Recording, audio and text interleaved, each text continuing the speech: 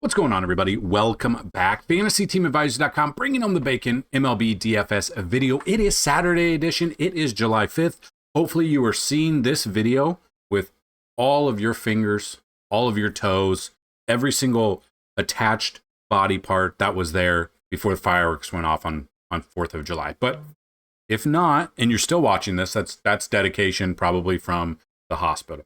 But I want to welcome you guys. If you've never been here before, we do things a little bit differently. Videos a little bit longer. There are chapters for you guys to click around, but we are going to go game by game. We're going to look at the pitchers. We're going to use outlier.bet.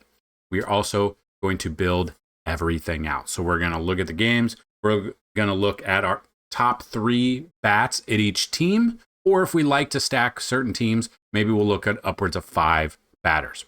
We also have giveaways every single day. Here's how to win. Like the video, be a subscriber to the channel, and leave a comment on this video.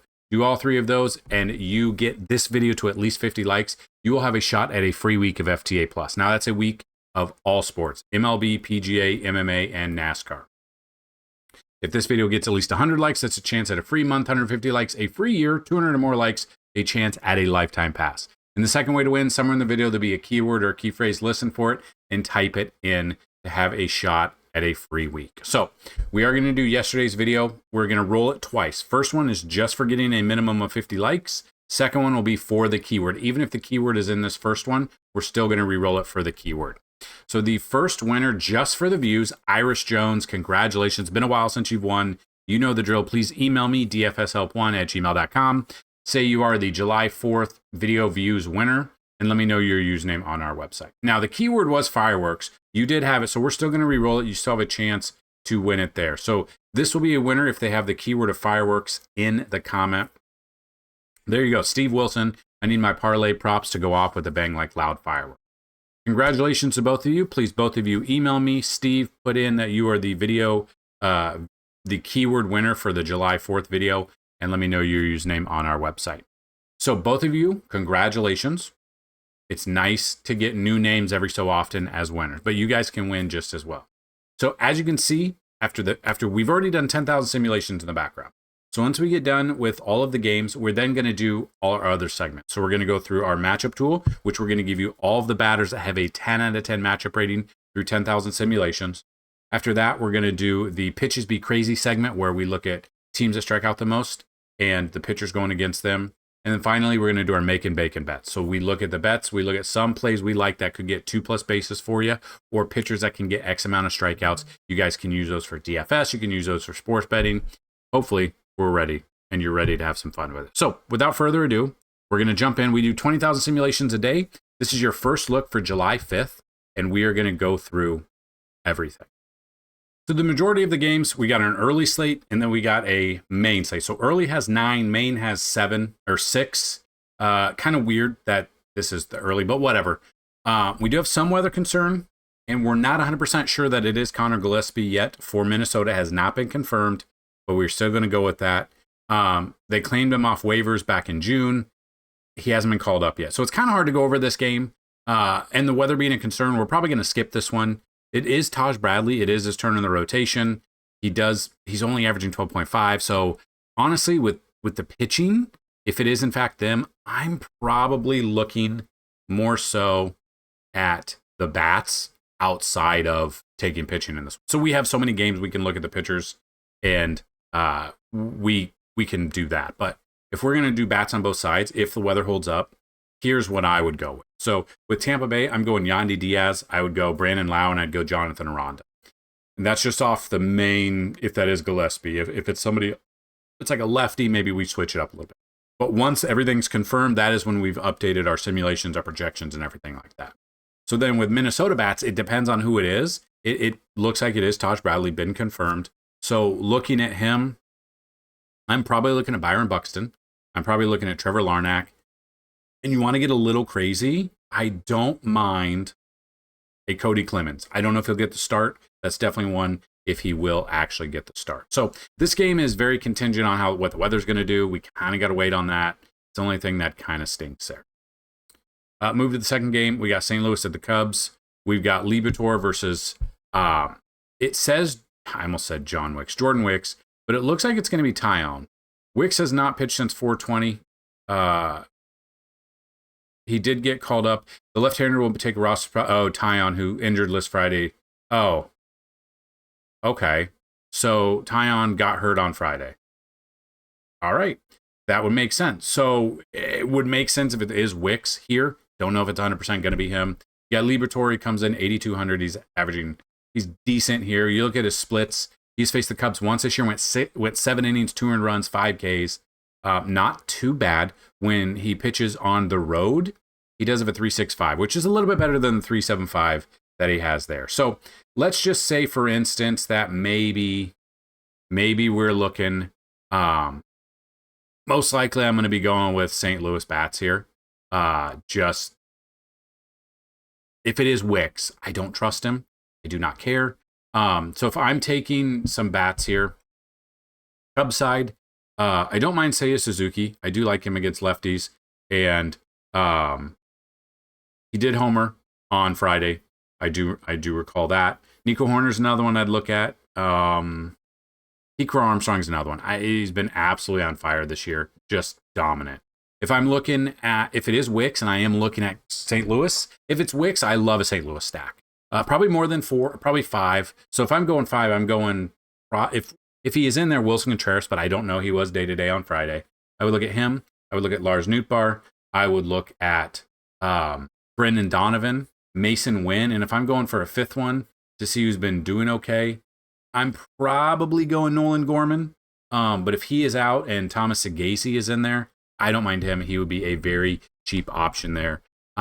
At the moment, I kind of like St. Louis as a stack. I might avoid both the pitchers and just go stack on both sides and be a high-scoring game. Then we got the Angels at Toronto for the next game. We've got Scherzer versus, I know it's not Kachanowicz, but I cannot recall how to say his name. Scherzer comes in, he's averaging 10.1. Obviously, he hasn't done much. He's pitched 3 times. Did throw a very good game against the Yankees. 19.45 there, went 5 innings. You're basically getting 5 innings out of him. Now, the Angels do strike out the second most out of any team, so that makes a little bit of sense. So he had 7 Ks in that game against the Yankees, which you could look at and be like, Yankees are a better hitting, they were before June, but better hitting team than the Angels. The Angels could strike out. He only has 12 strikeouts. This will be his 4th start. So the only problem is he is injury prone now. He's very old. He gets injured, it seems like, every other start. It's been 2 starts in a row where he has not got injured. That's definitely always something I'm looking at. I'm okay with him. And then you got Jack coming in. Splits-wise, when Jack pitches on the road, 5.36. So a very high ERA. If I'm looking at a pitcher, it's probably Scherzer. But if I'm looking at bats, the way Toronto's been, being first place and the way they've been hitting, I'd probably look at Toronto bats. So no one's had a home run against him, but against righties this year. George Springer's been absolutely on fire lately. Batting 284 with 8 bombs this year. I would look at him. I would look at Bo Bichette if he's in there. I would look at Addison Barger. Barger. I would look at those guys. If you want a full stack, Alejandro Kirk, Nate Lukes, I'm okay with that as well. And that's kind of what I'm doing. That's where I'm at. I would rather lean towards Toronto bats and Scherzer for tournaments as your pitcher. Then you got Boston at Washington. You got Walker Buehler versus Mitchell Parker. Walker Buehler's been trash pretty much all year. 6.400's got a 6.45 ERA. Splits-wise, when he pitches on the road, got a 9.49. Coming off 2.8, then -2, then -11, then 22, then -7. It's not been good. Washington can hit. Would not be surprised if Washington puts up a 5 spot in the first inning. Would not surprise me whatsoever. There's no way I'm taking any Buehler. Mitchell Parker, on the other hand, 4.73 ERA. It's kind of been up and down. He's never faced Boston before. When he pitches at home, he does have a better ERA of 3.96. So I'm not saying he hasn't had huge games this year. I'm not saying that I'm going to use Mitchell Parker. But if I were to take a pitcher in this game, it would be Parker. But I might just look at the bats. The bats might be where it's at today for this side. And we'll look at them. So if we dig in a little bit deeper and we look at them, like I said, I don't want anything to do with Walker Buehler. No one's hit a home run against Buehler, but I'm looking at Nate Lowe. I'm obviously looking at James Wood. I'm looking at CJ Abrams, be my top 3, but I'm going to go a full stack. So I'm going to go, depending, Luis Garcia if he's in there, and Josh Bell if he's in there. I like those 5. if that's what we want to do and that's what we kind of look at, I'm okay with that. Boston bats against Parker, never seen him before, but against lefties, they haven't been the best. If you were to take any, it's probably gonna be Rob Refsnyder, be a cheaper option. Trevor Story, maybe a little bit of Rami Gonzalez. I don't know if he's going to get in there, but I do like that. And Carlos Narvaez. I like those guys. That would probably be the bats that I would look at right now. I'm just going to avoid the pitching. I don't trust it. Weather should be good, and we do have other pitching that we can look at. Better pitching than we can look at. So we got the Reds at the Phillies as next. You got Ranger Suarez, 25 plate appearances against the Reds, 200 batting average, 20K percentage. And then you got Nick Lodolo, comes in, 86 plate appearances against the Phillies, 263 batting average, 31.4K percentage. Lodolo is only averaging 15.3, where Ranger Suarez is averaging 22.6. So why is that important? When we're trying to build lineups, at least on DraftKings, you have two pitchers. In theory, you want both of your pitchers to get about 20 to 30 fantasy points apiece. FanDuel, 40 to 50 is the range you're looking at. So I would look at Ranger Suarez a little bit. Splits-wise, when he pitches at home, he's got a 334, so it is a little bit worse. Game logs coming off 30.75. We used him against Atlanta. We killed it. 7 innings, 8 Ks, 1 earned run. It worked out very well. He's had 4 straight 25-plus fantasy starts. Cincy, away from home, I do like to target against them, pitching-wise. I like to take the pitcher. Then Lodolo, on the other hand, splits-wise, when he pitches on the road, he's got a 231, so he's been a little bit better. Game logs really hasn't hit value for a minute. May 19th, like 25.9 is what you're looking at, and he faced Pittsburgh. Now he goes up against Philly. I don't trust him there. I would rather look at the bats, but let's look at the bats on both sides, see what you guys got, see if there's anything that you would be interested in batting-wise. If we're to look at, let's say you're going against Ranger Suarez, you want Cincy bats. No one's had success against him. Against lefties, though, they are not hitting very well. You can see, I mean, Espinal, Stevenson, and Austin Hayes are the only ones that have had decent numbers against lefties this year. So that might just reiterate, hey, let's use Ranger Suarez. Philly bats against Lodolo.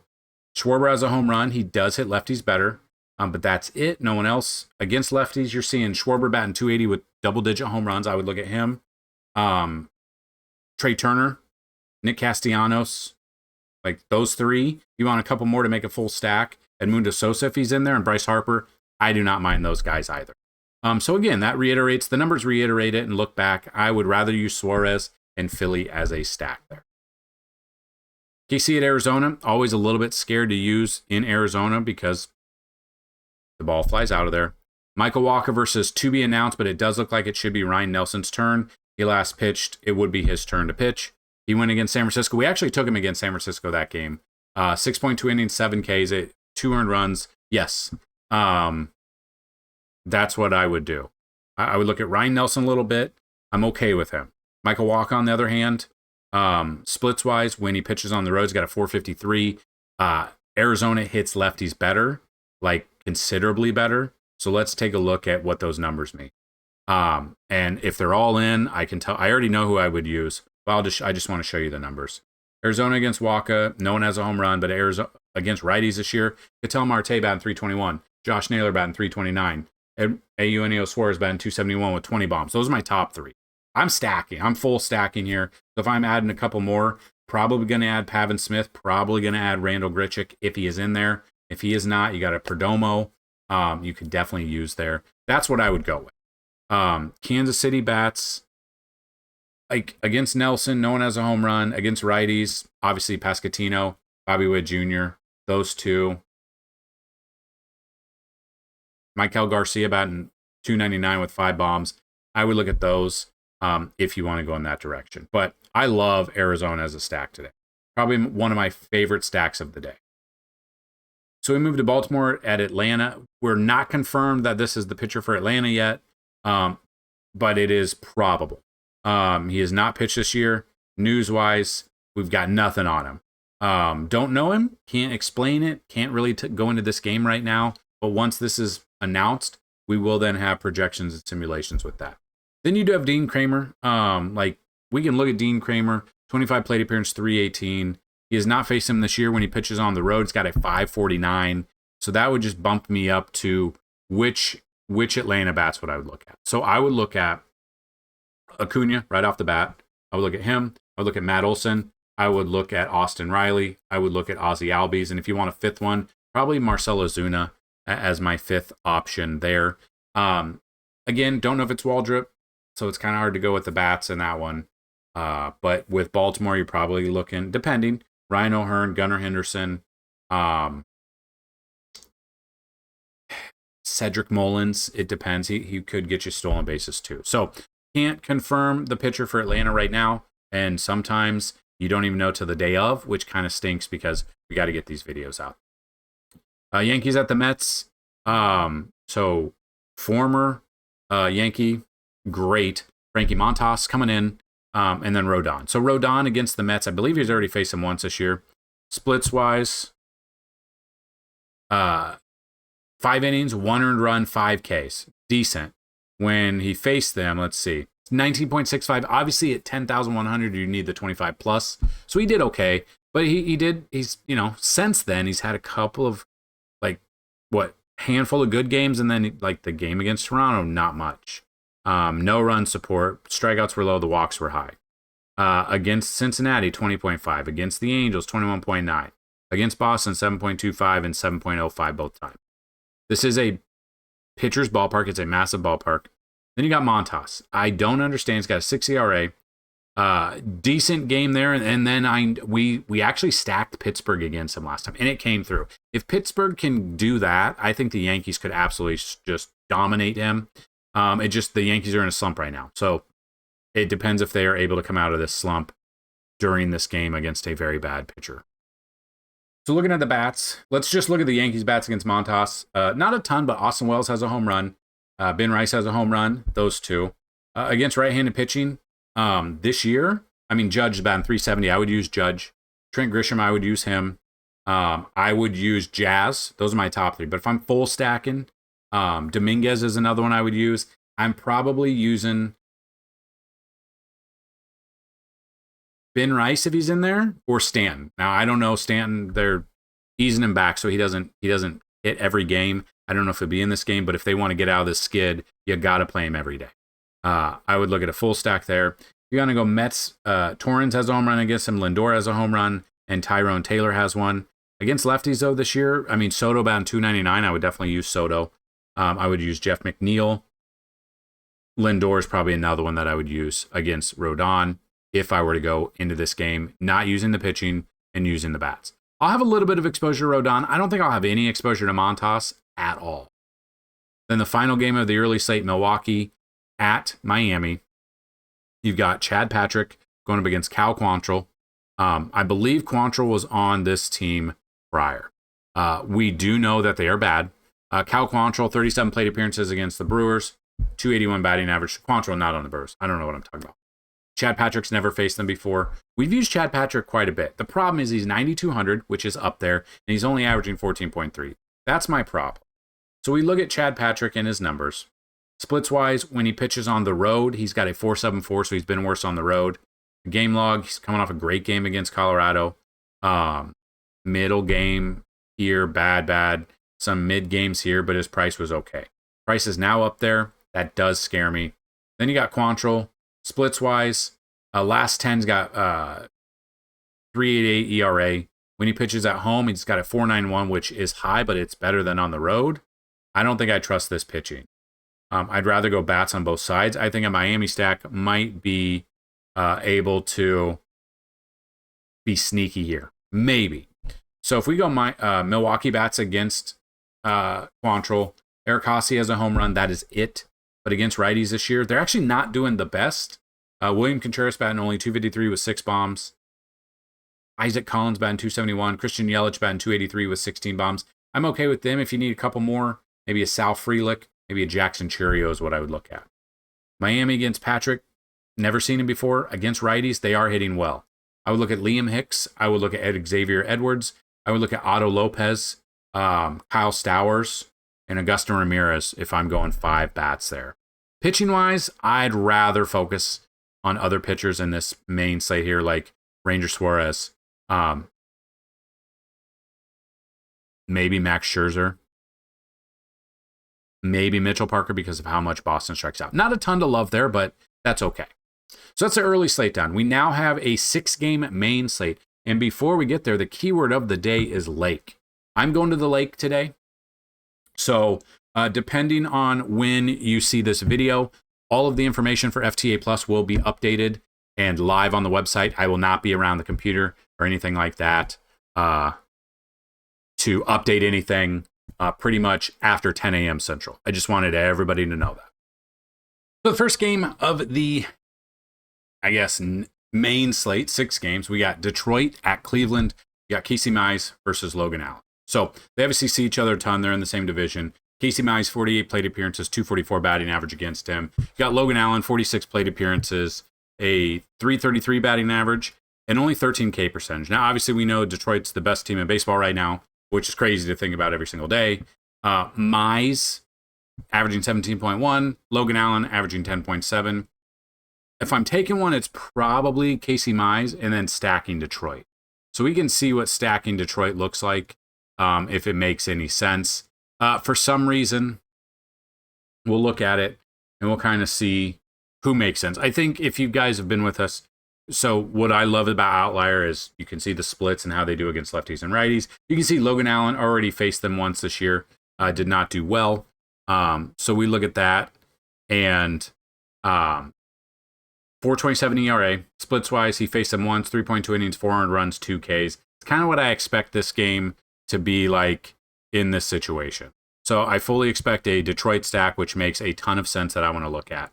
I'll have a little bit of exposure to Casey Mize, but I will have exposure to the Detroit offense more than not. So if we look against Logan Allen, Zach McKinstry has a home run, Spencer Torkelson has a home run. Those two have home runs. Okay, so we look at them, and that's what we're looking at. But against lefties this year, you can see they absolutely smash. So I'm looking at that. I'm looking at Gleyber Torres. I would look at him. Like, I love a full Detroit stack here. So I'm looking at, and you can see only a couple of them don't do as well. So I'm looking at Torres, Torkelson, Javi Baez right there. Jahmai Jones could be a cheap option if you're trying to full stack there. It just depends. But Winfield Perez batting 370 with 3 home runs there, I would look at that as well. Full stack, full send, that's what I would look at. If you want to go Cleveland bats against Casey Mize, you see he did have a great game against him before this year. That's pretty much what I'm looking at. If you want to go against him, J-Ram does have 2 home runs, but he's let us down so much this year. Against right-handed pitching, they do hit better. You could not, they hit better, but they're not hitting amazing. But like a Steven Kwan, a J-Ram, maybe Schneemann, if he gets in there, 228 batting average. Like, they all hit better, but you can see they're all hitting less than the majority of them hitting less than 250 against right-handed pitching. So I'm going to go on the side of taking Detroit as a stack and probably looking more towards just stacking Detroit 100%. Probably one of my favorite stacks on this main slate, and then go Casey Mize as one of my pitchers. Then we go to the next game. We got Houston at the Dodgers. We've got Framber Valdez versus Justin Robleski. So we look at this. So it's going to be Ohtani pitching 1 inning is the start, and then Robleski is going to be the long relief. I don't know how long they're going to do that. I don't know what's going on. So Ohtani is going to get you 1 inning. Maybe they get him out to 2. I don't know what the plan is, so it's kind of hard to go that way.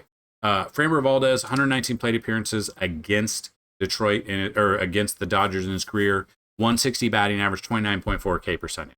So I'm not using Robleski. I would use Valdez. Splits wise, game log, we used him against the Cubs. Was that Sunday Night Baseball, I think? Or sometime. We used him his last start. 25.3 is exactly what we needed. They've dropped him down 100 because of going against the Dodgers. I'm okay with that. So then let's take a look at the bats on both sides. So Robleski, I don't trust. Obviously, I don't trust Ohtani. You're not going to pay. And you can see Ohtani will only accrue batting stats and will not receive pitching. I don't know when they're going to change that, but that obviously makes sense. So then you got Ohtani, no one. Then you got Robleski. If I'm looking at bats, it's probably Christian Walker, it's probably Altuve, it's probably Cam Smith and Isak Paredes. If I'm looking at Dodgers bats against Valdez, I'm probably not. But if you were, like Kike Hernandez, Teoscar Hernandez usually hits lefties very well. Only batting, does have one home run against Valdez, but he's 1 for 16. And then Ohtani is 1 for 36 as well, batting 139. So, or he's got one home run. That's probably not 1 for 36, but whatever it is, not doing too well there against lefties. Like Will Smith batting 345. I would look at him.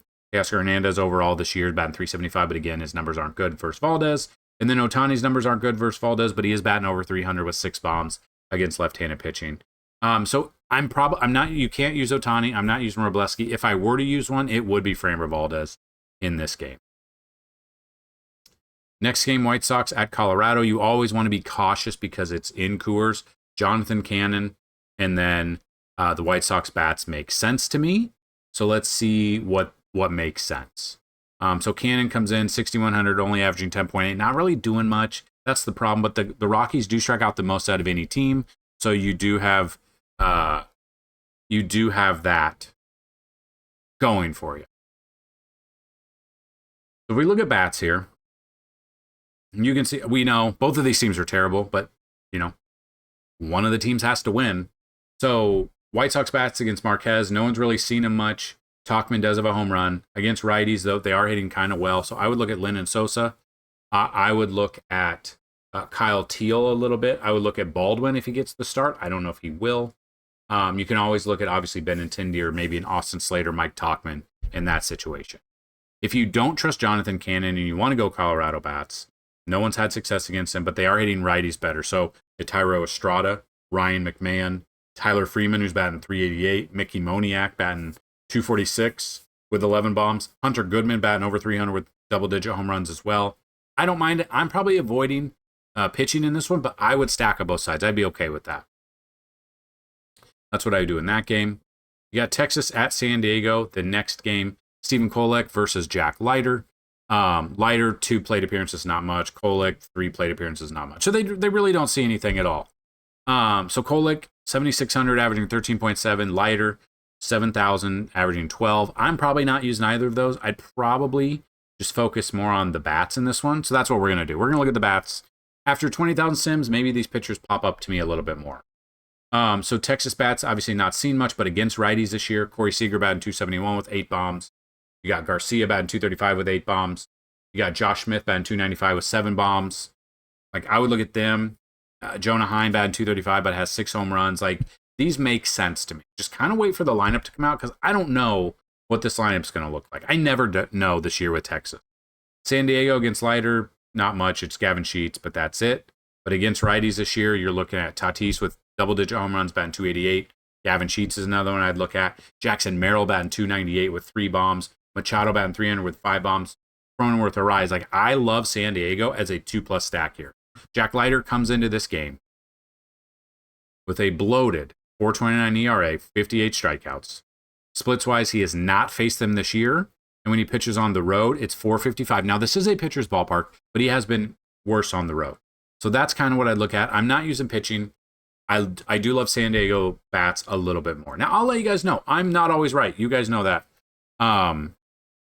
But, I look at that and I see that it makes sense to avoid the pitching and go the bats more so today. Like, we have so many games today, but there's not a ton of pitching that I love, which is wild. We got Logan Webb. We got Severino. Severino, he's been struggling. Comes 5.18 ERA, game log, negative fantasy points against the Yankees, negative fantasy points against Detroit. Both are great hitting teams. Really has not hit value, like 20+ since facing San Francisco back on May 17th. So he's faced him once this year, 6 innings, 5 Ks, understandable. Pitching at home. Now, home, he's already came out and said he hates pitching at this ballpark because the ball flies out of there, which does scare me. The ball absolutely flies out of this ballpark. It's a minor league ballpark. Then you got Logan Webb, 2.61 ERA, splits-wise, 8 innings, 1 earned run, 4 Ks against San Francisco back then, or against the Athletics back then, got 23.8.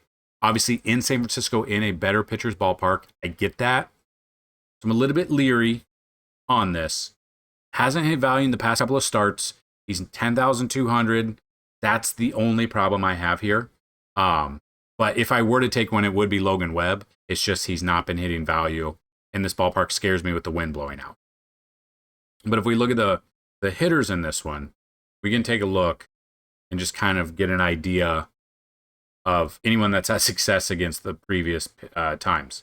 So against Sevy, like Willie Adames batting 308 with a home run. That's it. But against right-handed pitching this year, they are hitting better. Like I would look at Elliot Ramos batting 280 with 10 bombs. I would look at Mike Yastrzemski batting 278 with 7 bombs. Wilmer Flores batting 248 with 8 bombs. Adames is another one, and probably looking at Devers 248 batting average, 10 home runs. Or 12 home runs. If I'm looking at those are probably my 5 I would stack there. Athletics against Webb, no one's hit a home run. Against right-handed pitching, they do hit well. Maybe Lawrence Butler, Nick Kurtz, Austin Wins, Soderstrom. Maybe Brent Rooker. It just depends. If I were to take one, I'm probably will have no exposure to Sevy. Have a little bit of exposure to Logan Webb, but with the way the ballpark plays, I'm probably leaning more towards just looking at the batters more and probably stacking San Francisco quite a bit more. Then the final game, we got Pittsburgh at Seattle. We've got Mike Burrows versus Luis Castillo. Castillo obviously is a stud. Looking at him, 91 plate appearances against this Pirates team, 195 batting average, 28.6 K percentage.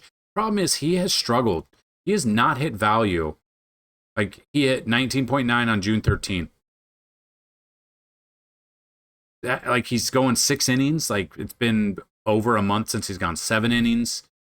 He's getting the dubs, but the fantasy points just aren't there. Against Minnesota, 1.85, 14.1, 13.9, 19.9. It's not been ideal. So that's kind of my thought here, looking at that. I'll have exposure to him because he's going up against the Pirates. He has not faced them this year. When he pitches at home, he's got a 2.6, so he's been better at home. So I would look at him. Then you got Mike Burrows. So Seattle strikes out, I think, the 6th most out of any team.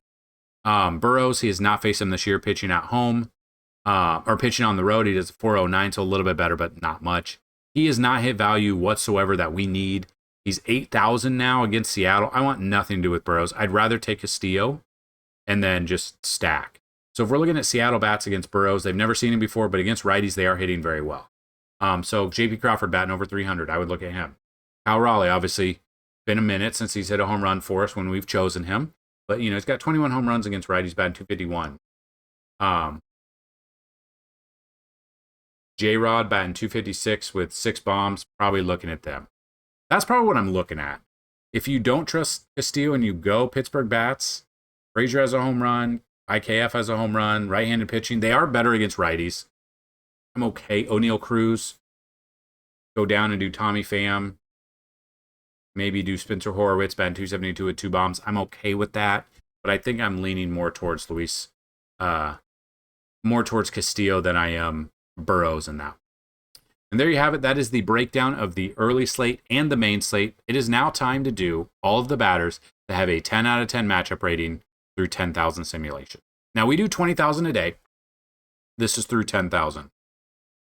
Number 1, James Wood. Number 2, Rafi Devers.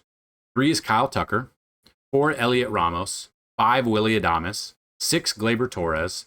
7, Addison Barger. 8, Corey Seager. 9, George Springer. 10, Alejandro Kirk. 11, Carson Kelly. 12, Vladdy. 13, Christian Yelich. 14, Josh Bell. 15, William Contreras. 16, Josh Smith. 17, Justin Turner. I'm probably not using Justin Turner, but 18, Juan Soto did have a home run on Friday afternoon. Followed by Zach McKinstry, Nico Horner, and the final one, Nathan Lukes. Those are all there. Those are through 10,000 sims. It'll be updated later on. There'll be more after we do 20,000 sims. So now we're going to do pitchers be crazy. These are the teams that strike out the most and the pitchers going against them. I don't always agree with them, but that's what we've got. Number 1, Jonathan Cannon at Colorado. The Rockies strike out 9.84 times per game, 9.37 at home. Number 2, Max Scherzer versus the Angels, 9.79 Ks per game, 9.65 on the road. Number 3 is Mitchell Parker versus Boston. Boston strikes out 9.22 times per game, 10.23 on the road. Number 4 is Frankie Montas versus the Yankees.